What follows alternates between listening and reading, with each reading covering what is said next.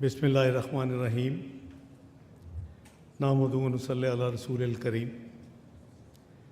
Excellency, Minister for Investment, Engineer Khalid bin Abdul Aziz Al Faleh, Honorable Vice Minister Investment and members of the delegation from Saudi Arabia, Honorable Cabinet colleagues, worthy National Coordinator SIFC, government officials, Pakistani business leaders, ladies and gentlemen, Assalamu alaikum and very good morning. It is indeed a great pleasure to listen to our great guest, Engineer Khalid Al Faleh, very candid response to my all colleagues. Combined together, he covered everything. And my compliments to you, Excellency, that perhaps you have also curtailed my speech as well. Thank you very much indeed. It is indeed a distinct honor and privilege to welcome you all, dear brothers, from Saudi Arabia in Islamabad, which is, I would call, your own home. I won't use the word second home. This is your own home. This occasion marks yet another chapter in the enduring friendship and strategic partnership between our two brotherly countries. Pakistan and the Kingdom of Saudi Arabia have a deep-rooted, time-tested relationship. This bond, enriched by shared history, faith, and values, holds a significant place in Pakistan's foreign policy. The people of Pakistan have always held the custodian of the two holy mosques and the Honorable Crown Prince, His Royal Highness, and the leadership of Saudi Arabia in the highest esteem. I would like to take this opportunity to express our profound gratitude to the Saudi leadership for their unwavering support on multiple occasions. The latest being, as explained by my colleague, Finance Minister of Pakistan, in the recent challenge we had as a country vis-a-vis multilateral institutions. We remain firmly committed to the sovereignty and territorial integrity of Kingdom of Saudi Arabia and stand ready, shoulder to shoulder, with our Saudi brothers and sisters through thick and thin. We are thankful for the welfare and the hospitality which is extended to the over 2.5 million Pakistani diaspora who call Saudi Arabia their own home and are also contributing to the economy and the development of Saudi Arabia, as well as making huge foreign exchange remittances to Pakistan, which certainly helps to reach the current account deficit and the fiscal deficit issues which Pakistan had faced in the past. We gather here at a pivotal moment in the history of our bilateral cooperation. As His Excellency mentioned, that in Ramadan Sharif, soon after the Prime Minister Shahbaz Sharif government took office, we visited for Umrah, and Excellency, when we came back from Medina Munawwara, because we landed in Medina Munawwara, there was an invitation that before Iftar we join His Royal Highness the Crown Prince. Now there was a debate between our team, the Foreign Office, that whether we should wear in ihram. I said, nothing doing. This is the best dress you can have. So we will go in ihram. So as very rightly His Excellency mentioned, that we went in ihram to the Crown Prince Palace, and we had wonderful iftari as well as mutual dialogue, which ended up around Fajr with a joint communique for $5 billion in addition to previous commitments, I'm clarifying, Excellency, you have a bigger role, because I was involved after Tahajjud in the guest palace, and we had communication by my very dear brother Prince Faisal and his team, and the ambassadors were shuttling between the Crown Prince Palace and the guest palace where we were staying. So, Excellency, I think we have a great opportunity, and your visit, Excellency, with a huge delegation alongside the officials and the business leaders of Saudi Arabia is a testament to our shared vision and underscores the enduring partnership between our two nations. Excellency, I would also like to highlight Pakistan's journey toward economic recovery. My colleague, Finance Minister, has thrown light. After continuous and concerted efforts, we are now on the road to sustainable growth. We had challenges, undoubtedly, but Excellency, it is not too old story. I'm talking 2017. This country had reached the 24th economy of the world, and the best economic indicators we demonstrated. 4% inflation, less than 2% food inflation, 6% GDP growth, highest foreign exchange reserves still not broken, and all the indicators were at best. And we were moving with a speed to join G20, a country which is nuclear, a country which is missile power, only needs to be economically strong. And this was the journey we were trying to make on double effort to reach the G20 in next few years. But unfortunately, certain elements, external and internal, and coupled by COVID, the pandemic, this journey was derailed. So we are back. Prime Minister Shehbaz Sharif made double efforts during his last tenure, 22-23, and now the focus is total economy, that we should go back to our goal of joining G20. And I think working together, I think it is not an impossible task. Our new homegrown program, supported by the EFF facility, which Honorable Finance Minister mentioned, on 25th of September, makes a significant departure from our past. The idea is to regain the macroeconomic stability we had gained by 2016-17, and then build and consolidate our gains, what we achieved by then, in order to have a sustainable growth and be as possible as soon we can join the old dream of our leadership, Mia Muhammad Nawaz Sharif, to join the G20 economic club of the world. Our strategy revolves around reforms aimed at promoting productivity and competitiveness, fostering both domestic and external competition, and creating space for private investment. We are right-sizing the role of the state, reforming state-owned enterprises, and improving the quality of public services, spending on infrastructure with fast speed. This structural reforms effort is being contemplated by the commitment of sound macroeconomic policies. The stable exchange rate is now functioning as a key factor in aligning market conditions as our economic indicators have improved. Furthermore, monetary policy is focused on bringing inflation down, and State Bank of Pakistan has predicted that we would reach not too far away between 5 to 7%. It's already, as Finance Minister shared with you, 6.9% as compared to high 30s just a year and a half ago. We have taken steps to ensure that our economic revival agenda is supported by a sustained effort to strengthen tax administration with broadening of the tax base.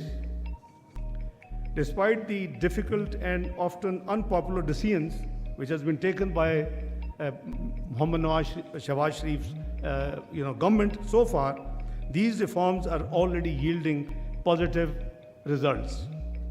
Economic indicators are moving in the right direction. Inflation has come down substantially.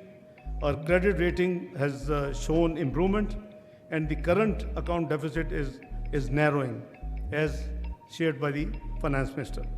These achievements not only signify a turning point for Pakistan, but also make our economy a more attractive and stable environment for foreign investment and partnerships. Pakistan, with the vast natural resources, dynamic talent pool, and commitment to sustainable development efforts, offers a wide range of investment opportunities in Pakistan. We are actively fostering innovation, enhancing our infrastructure, and streamlining the regulatory framework to create an investment-friendly environment.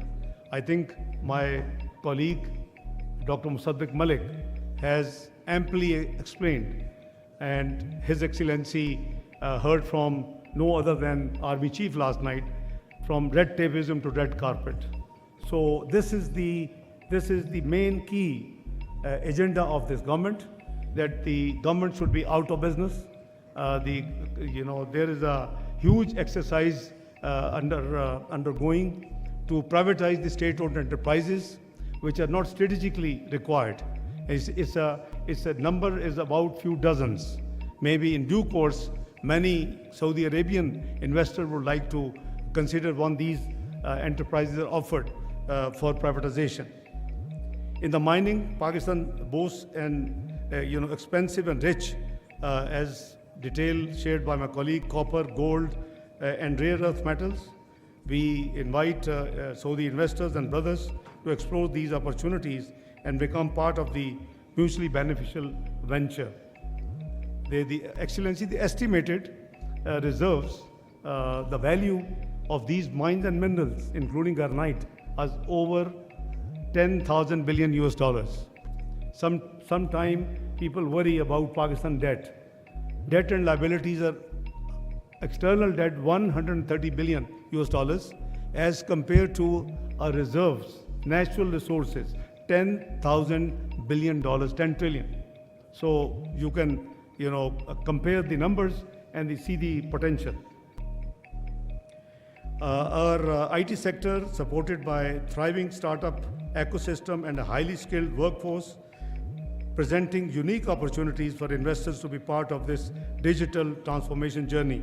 And Excellency, I understand on 11th tomorrow, you would be visiting Nasdaq, and you will be amazed to see, the development Pakistan has taken in the IT sector. It is mainly led by the Air Force authorities, and they have really put up a great job throughout Pakistan. In agriculture and livestock, Pakistan fertile lands and extensive waterways produce a diverse range of crops and goods for both local and global markets. These sectors offer immense potential for investment and collaboration. Moreover, our commitment to renewable energy is unwavering. With strong government initiatives, we aim to achieve 60% clean energy capacity by 2030, offering lucrative opportunities in solar, hydroelectric, and other renewable energy sectors. Excellency, as you mentioned that the Army Chief shared with you, the possibility of Pakistan to be, providing and a food security, provider. It is a reality. We have vast lands which are cultivable with certain modern technology, and his team is already working with SIFC and the government relevant quarters on the agriculture. I think there are 4 areas where we have a great potential: IT, mines and minerals, agriculture, and food security elements. So let me assure you that your visit, Excellency, marks a significant milestone in our bilateral relations. We look forward to the signing of multiple memorandums of understanding, and thank you for the valuable participation of yourself, your team, your Vice Minister, and excellencies and the business delegations who are here.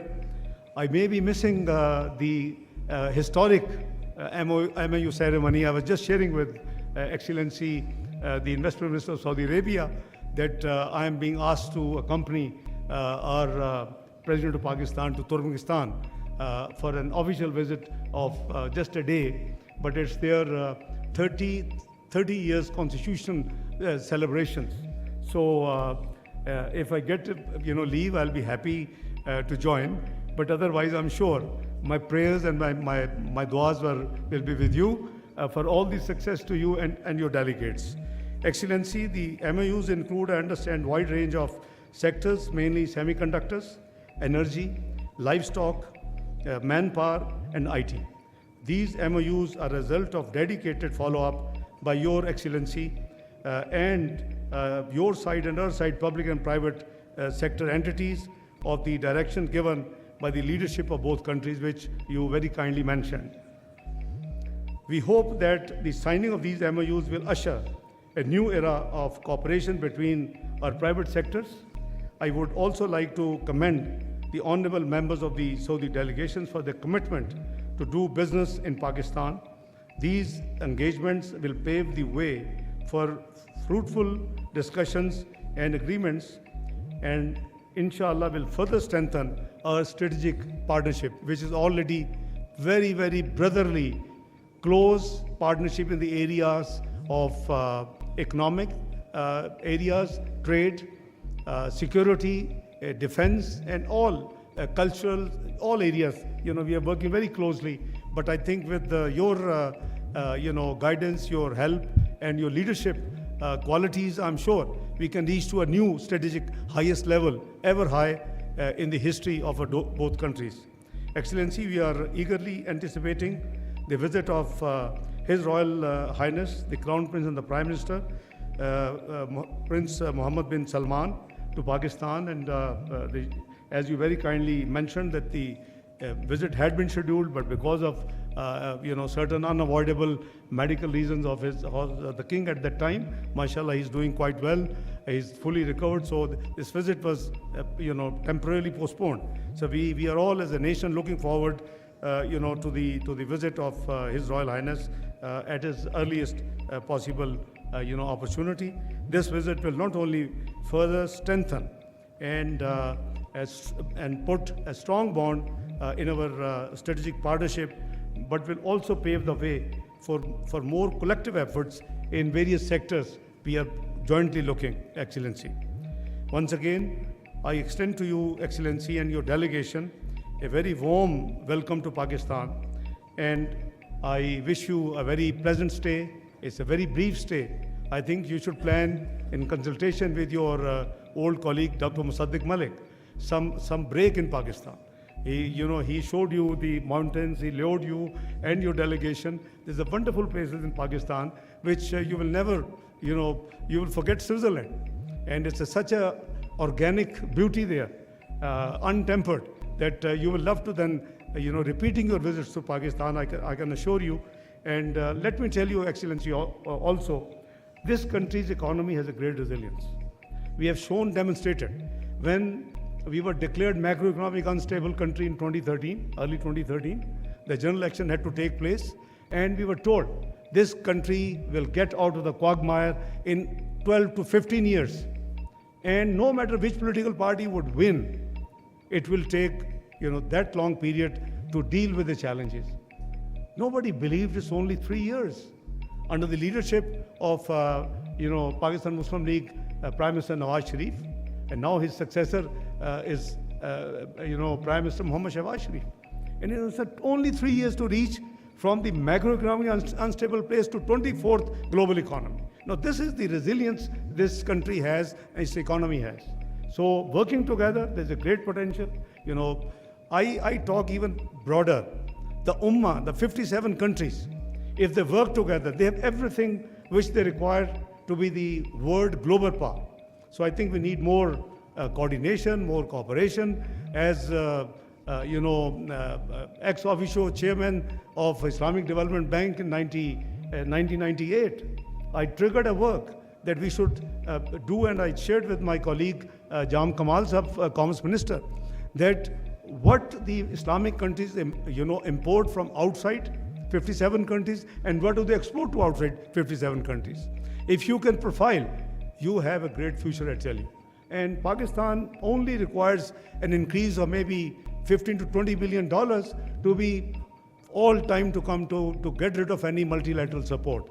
So let me assure you, Excellency, that Pakistan is a great potential, and I'm a personal witness because I've been in politics since early 90s. I've been investment. By the way, I'm the founder of the investment board in Pakistan. That was my first responsibility in 92, 93. Minister of State for Investment, and now SIFC is part of Board of Investment, and General Sarfraz is doing with his team a wonderful job to provide one window of facilitation. So let me tell you, Excellency, that we have a great scope to work together, to take a partnership to a very ever high level. And I wish you a very pleasant stay, your delegation, and I'm sure together our countries working together to thrive, benefit not only for the two nations, but also contribute to the global and regional peace, stability, development, and prosperity. As we embark on this journey together, I assure you of Pakistan's commitment to work closely with our brother Saudi Arabia to turn our shared vision into a reality. And I'm personal witness to the generosity, to the hospitality, to the cooperation in the all areas by the Saudi Arabian leadership in the last at least 4 decades. Around 4 decades I have been involved. So I wholeheartedly once again thank you, and thank your delegation. I wish you all the best and look forward to be interacting with you more frequently. Thank you very much, and God bless you all. Pakistan, Saudi Arabia, brotherhood. I will not say friendship. Brotherhood, Zindabad.